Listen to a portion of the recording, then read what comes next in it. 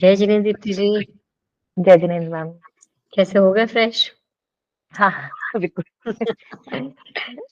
चलिए, आप मेरे से कैसे जुड़े पहले तो आप ये बताइए? मैम, मेरे एक फ्रेंड के थ्रू, कॉमन फ्रेंड है जिनके साथ मैं काम भी करती हूँ, तो उनके थ्रू मुझे आपके बारे में पता चला। उन्होंने आपसे सीखी रेकी, तो उन्होंने मुझे भी एडवाइस किया कि मैं आपसे रेकी सीखूं। तो इस तरीके से मैं आपसे जोड़ी और मैंने भी आपसे कुछ ज्ञान हासिल किया। चलिए, रेकी सीखने से पहले आपकी लाइफ कैसे थी? और रेकी सीखने के बाद आपको क्या फ़ायदा मिला? मैम, जो एक्चुअली डिफरेंस आता है, कि एक तो थोड़ा सा कॉन्फिडेंस आता है कि yes, we have something with us, हमारे पास कुछ ऐसी पावर है जिसे हम खुद को एटलीस्ट किसी भी वक्त किसी भी परिस्थिति में है, एक तरह से फर्स्ट एड ही सही, मतलब कैसी भी इमरजेंसी हो, फर्स्ट एड तो जरूर हम प्रोवाइड कर सकते हैं अपने आप को, कि हम घबराए नहीं। चाहे मेंटली हम अपसेट हुए हैं, चाहे हम फिजिकली हैं, किसी भी तरीके की ऐसी हमें प्रॉब्लम फील होती है, तो एक ख्याल आता है कि यस, हमारे पास एक ऐसी पावर है, हमारे पास एक शक्ति है जो हमें ठीक कर सकती है, हमारी प्रॉब्लम का सोल्यूशन कर सकती है। तो वो जो कॉन्फिडेंस आता है कि कुछ हमारे साथ है, तो वो एक अपने आप में ही डिफरेंस है। मेरे साथ रेकी सीख के आपको कैसा लगा? या मतलब मैंने आपको जब reiki first level, second level सिखाया, तो मेरा नेचर या पढ़ाने का तरीका कैसा लगा? मैम, मेरे मेरे लिए रेकी बिल्कुल न्यू थी जब मैं आपसे जुड़ी। मेरे को तो रेकी का सिर्फ नाम सुना था, पर एक्चुअल रेकी क्या है, कैसे होती है, क्या चीज है, मुझे बिल्कुल भी जानकारी नहीं थी।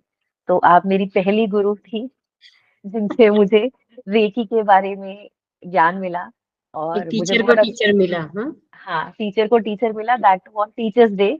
तो मैं हमेशा वो दिन याद रखती हूँ।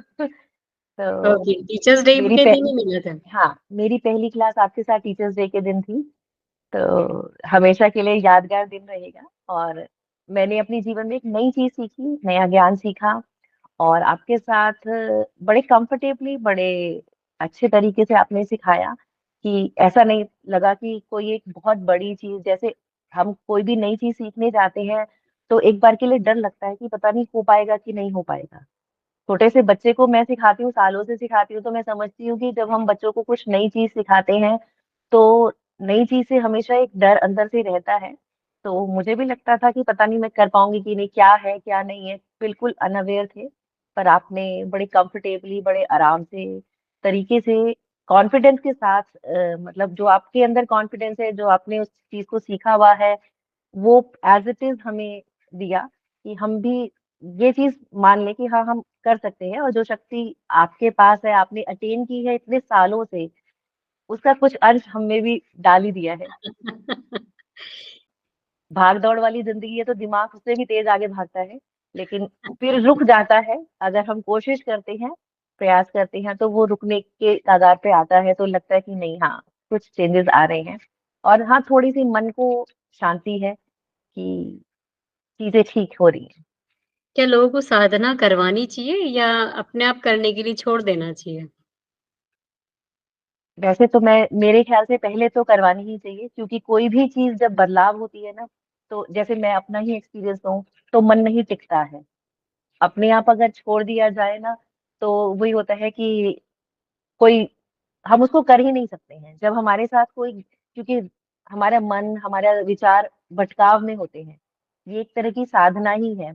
और साधना में अगर इनिशियल लेवल पे, जैसे हम कहते हैं ना, जब बच्चा पहली क्लास दूसरी क्लास में आता है, हम उसे हाथ पकड़ के लिखना सिखाते हैं, या उसे हम पकड़ के चलते हैं, तो ये इसी तरीके से है कि जब बिल्कुल कोई नया है, तो उसे मेरे ख्याल से तो साधना में साथ लेके चलना चाहिए, कि जब उसे कोई गाइडेड में कराएगा, तो उसका कंसंट्रेशन बनेगा। जब कंसंट्रेशन बनेगा, या जब उन्हें फीलिंग्स, इंस्टिंक्ट्स आने शुरू हो जाएंगे, तो विश्वास भी बढ़ता है, कॉन्फिडेंस भी बढ़ता है।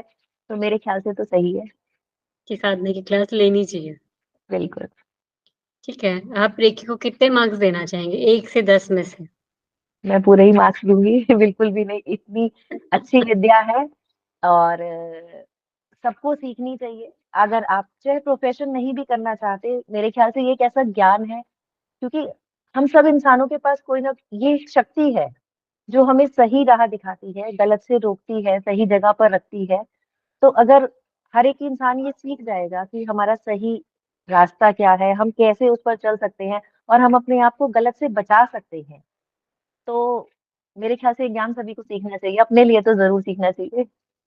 हमारी एक कहते हैं ना कि हमारे भारतीय संस्कार और पद्धति है ये, और उसी से हमें ये चीज़ मिली हुई है, तो हमें ज़रूर सीखना चाहिए सभी को। हाँ, क्योंकि ये रेकी मेन अपनी भारत की विद्या है, लेकिन जापान से आने के बाद इसको आई है, इसलिए इसको अपना जापानी रेकी बोलते हैं। हुँ। बाकी इसमें बहुत सी चीज़ें अपने भारतीय है। हाँ, बेसिकली क्योंकि अगर हम अपने भारतीय जितने शास्त्रों को पढ़ते हैं, उसमें भी एक ऐसी शक्ति के बारे में बात की जाती है कि इंसान के अंदर वो शक्ति है, जिससे कि वो अपनी सारी चीज़ों को हील कर सकता है। तो ठीक है, अभी जो हम सीखते हैं रेकी, उसका नाम, उसकी चीज़ें, तरीके शायद या सिंबल्स हम कह सकते हैं कि बाहर से आए हैं, जापान से आए हैं, लेकिन रूट्स तो हैं कहीं न कहीं अपने ही।